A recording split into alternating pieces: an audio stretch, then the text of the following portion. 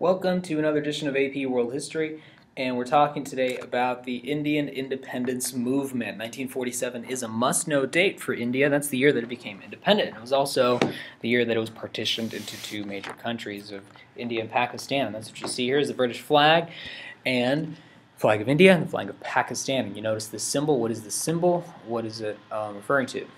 If you said Islam, that'd be correct, and that's because that was one of the main differences between these two countries that led to the partition, as it's called, partition. It's kind of a must-know word for you, of these two countries, was that this country was primarily Muslim and this country primarily Hindu. So let's do a little review. The Sepoy Rebellion of 1857 and 1858 brought India under British rule as a colony, as a royal colony, and Queen Victoria, who reigned almost for 70 years in the British Empire, was the Empress of India for a long time. So the British Raj officially lasted from about 1857 to 1947. They ruled, colonial India was ruled by a viceroy. That should sound familiar to you because the Spanish Empire, for example, up until what, in the 1820s or something like that, Spanish empires in Latin America were ruled by viceroys as well. And then administered by the ICS, the Indian Civil Service. Remember, most of the Indian civil servants, which was really huge, very, very vast bureaucracy, as the British built railroads and telephone systems and things like that. It was staffed at the lower levels by Indians, but at the highest levels, really those that held almost all the power, the ICS was staffed by British people. So a few thousand members of the ICS really controlled the introduction of technology into India as well. What I mean is that India was not becoming industrialized like the British Empire was back in the 19th century. Instead, the introduction of this technology was slow and it was controlled. And some of the reasons that were made by the British government is that they were protecting the Indian people from the dangers of industrialization. They're also trying to prevent the development of radical politics. We know that that's kind of how Marxism developed, right? It was a response to industrialization. And also their goal was to maximize the benefits to Britain and to themselves, really. And an industrialized India could have been competition for Great Britain, right? So the British generally resisted the idea that India should be industrialized, but by the turn of the century, a lot of Indians, saw a need to industrialize and believed it was their right to industrialize. And the first Indian steel mill was built by an Indian investor in the city of Jamshedpur in 1911, and this really became a source of national pride in India. Well, let's move on. So let's talk about the development of Indian nationalism. So remember what was created in 1885? What was created in India in 1885 related to Indian nationalism? If you said the Indian National Congress, you'd be correct. By the turn of the century, that means by around 1900, as the century is turning into the next century, most Indians accepted British rule, and they thought it was fine and even good, but racism and discrimination of the Europeans towards the Indians inspired a group of Hindus to establish a political organization called the Indian National Congress. I mean, their main goal was that they wanted more representation, more participation in the ICS, in the Indian Civil Service. That was their main goal. And so this Indian National Congress was formed in 1885. But that's not the only organization that was working for Indian self-rule and home rule. Another one formed, Muslims, who were fearful of Hindu dominance because Muslims were and still kind of are, a very big minority in the Indian population. They founded a similar organization called the All India Muslim League, and that was formed in 1906, the All India Muslim League.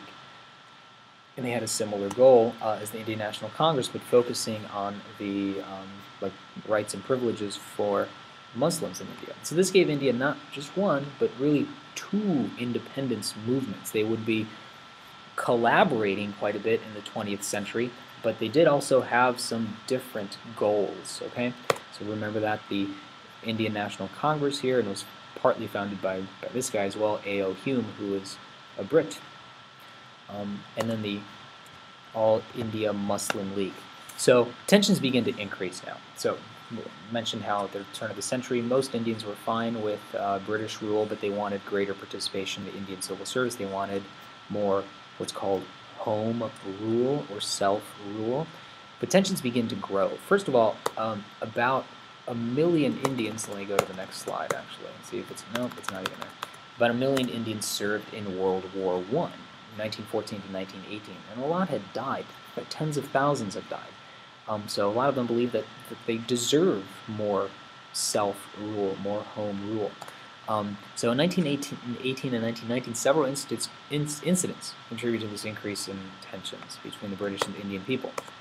So there were British promises of self-government that were not coming to fruition. There were not any major changes, and that's what Indians were after.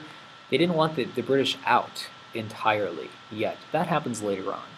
But right now what they want is more and more just more self-government.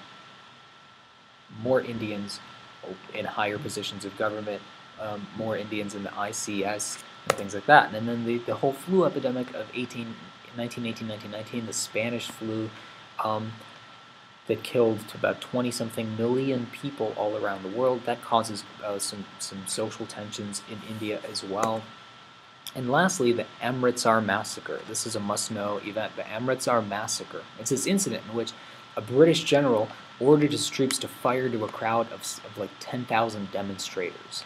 And he did that because the British government had passed laws, orders against mass open meetings of protests because again, these protest movements were already springing up for more self-government, for more home rule, self-rule.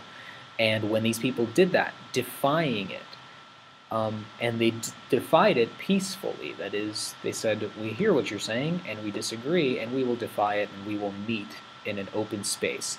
And this general opened fire, killed about 350 people, and they were not armed. They were just meeting and speaking, and it became known as the Amritsar Massacre. It's the city in northern India. It was the British General Dyer that fired over 1,000 bullets into a crowd of Indians who met a protest of a law that was banning these meetings. So these protest movements were well on their way already.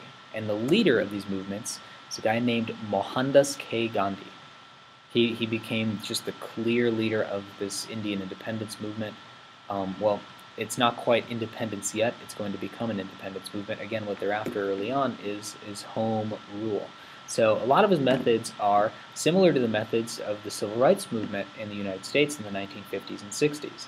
And that is non-violent direct action. Non-violent direct action. But you can't say that they're similar to that movement because, in fact, it's the other way around. Because Martin Luther King Jr. actually was largely inspired by the beliefs and the methods used by this man in India in order to achieve civil rights change in the United States later on. So his name is Mohandas, but sometimes it's called Mahatma. Mahatma is a title. It's not his official birth name. His birth name is Mohandas K. Gandhi. So who is he? He's an English-educated lawyer. He didn't always look like this. That is, he didn't always dress like this. He dressed in like a three-piece British suit and stuff as a lawyer. He was educated in London. He practiced law in South Africa, actually, before returning to India and joining the Indian National Congress during World War I. And he began a lot of his, I don't know, activism in South Africa, because in South Africa there were a lot of Indians there, and there were Indians there working in South African mines. Why South Africa? Well, because remember, South Africa was already a British colony as well, Cape Colony as it was called, and I think it was granted independence officially in like 1910, but it was still part of the Commonwealth of Great Britain. So he was down there, and he was representing an Indian firm, because there were a lot of Indian laborers in South Africa in the early 20th century, because they came, it was part of the same British Empire. But he returns like sometime during World War I, and he joins the Indian National Congress. And his political ideas that you read about this weekend include ahimsa, which is a kind of an elaborate form of non-violence, but it's not just non-violence, non-action. It was like an active non-violence for Gandhi, that you must love your enemy into submission, for lack of a better phrase. And then Satyagraha, which literally means like search for truth. Satyagrahas took many forms for Gandhi, but the most famous of them was the Salt Satyagraha, or it was this march to the sea, and I'll explain that in the next slide here. But these are two terms that you need to associate with Gandhi here. Nonviolent civil disobedience. That is, disobeying laws, disobeying orders that you believe are unjust or unfair or just wrong. So that is civil disobedience, and it was done in a non-violent way. So here's Gandhi returning from South Africa in 1914. So we'll explain why he looks like this, and he's not in like a three-piece lawyer's suit. Oops. So his lifestyle. He changed his lifestyle when he returned to India, dressing and living very simply. And why did he do this? Well, he believed that since most Indians were poor, were illiterate, well, not most were illiterate, but many were poor, many were illiterate, he wanted to connect with them, he wanted to identify with them, and in the same way that you could say Mao did in China, and that's how he gained support, the support of peasants, was mainly hanging out with the peasants in the countryside and listening to their concerns. But of course, I mean, these two also had very different philosophies.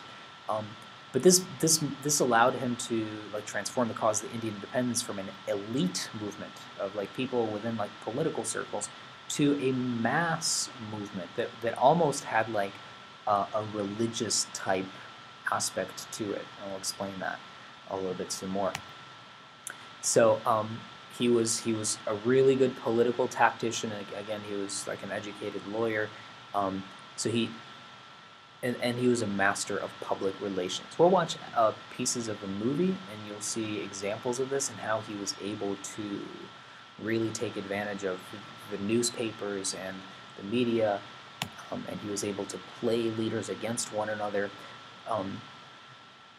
And his most famous demonstration is probably his walk to the sea. One of the things that Gandhi did best was walking as protest. So it was this 80-mile march. Actually, I think it was longer than 80 march. I need to look that up. Because the government had a monopoly on salt. Salt was, it's very important, especially in like a subtropical climate like India, because it preserves food and stuff like that. And this was a protest against that. And so it was a walk to the sea where they would make salt. And this became known as the Salt Satyagraha as well. And it drew lots of attention. Thousands of people began to follow him, walking to the sea, for example. He also fasted almost to near death as a hunger protest.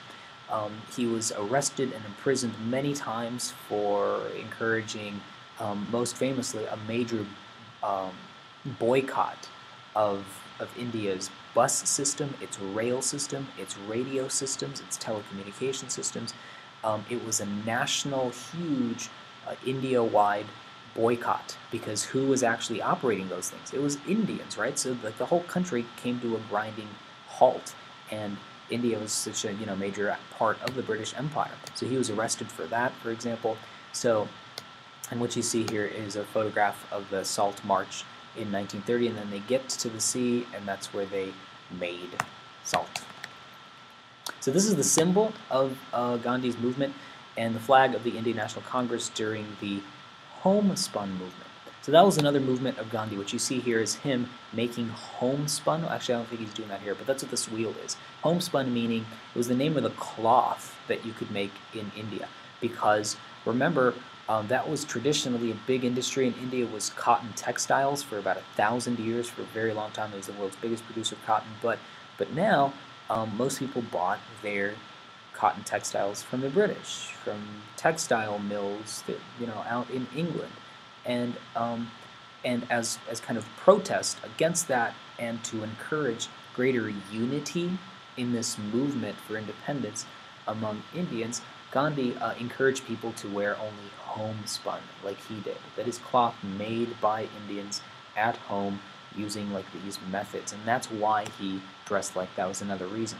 So again, this is a photograph of the Indian marching into World War One. Oops, forgot to animate this slide. But in the 1920s, the British slowly and reluctantly began to give in to these Indians, to give Indians control over certain areas like the economy, education, and public works. Public works meaning like buses and the sanitation systems and things like that. And they erected some high tariff barriers. And remember, tariffs protect local industries because they're charged against goods that are coming into the country, which makes those goods more expensive, which means that the local population has to buy the less expensive goods, and those are going to be the local goods. They are erected behind which Indian entrepreneurs were able to undertake a degree of industrialization. We say degree because it wasn't fully industrialized. That happens to India. You can say in some ways it's still not fully industrialized, but a degree of industrialization. And that's actually the topic of a DBQ from the College Board a couple of years ago that we'll look at in a few weeks. And this helped to create a class of wealthy Indian businessmen as well, who looked to the leaders of the INC, like this man, Jawaharlal Nehru, for leadership. He will be the leader of the INC and one of the most prominent figures in this move towards independence. So here is Nehru and Gandhi in a famous photograph. So the Second World War really divided the Indian people. So again, there were many Indians that fought in this war. Indians contributed heavily to the war effort, but the INC actually opposed it. And they opposed it because, well, so many Indians had fought in World War I, and they didn't really gain a lot out of it. They didn't gain a lot of home rule. And there was even a minority of Indians that joined the Japanese side, which was crazy. After and during the war, many Indians demanded independence, and the movement that was like a major climax and tipping point finally began in 1942. And Gandhi was a big part of this movement as well, called the Quit India movement, and it's exactly what it sounds like. They wanted the British to leave, to quit India. So by now, their final demand is nothing short of complete independence will be accepted.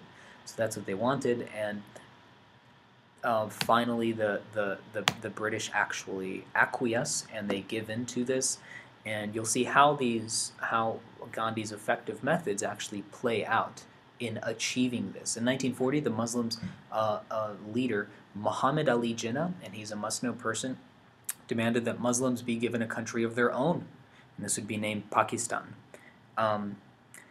So a lot of the people in that region of British India spoke Urdu, and that was a language that developed when Islam was like introduced way back in the 14th century, 13th centuries in India, and it was, I think, a combination of Persian and some other Indian languages, and not only that, but those people were Muslims as a majority. So he believed that the only way this like peace could be achieved was a separate Indian state and a separate Pakistani state.